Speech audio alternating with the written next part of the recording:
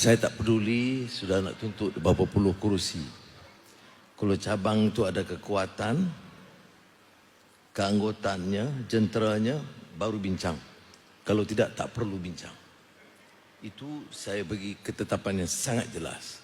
Saya tidak akan menandatangani mana-mana watika kalau saya tidak yakin cabang itu kemas dan mantap. Ini suapati perjuangan. Ya. Hiruk pikuk liku perjuangan itu memang dah berlalu. Tetapi akhirnya kekuatan dalaman itu harus ada.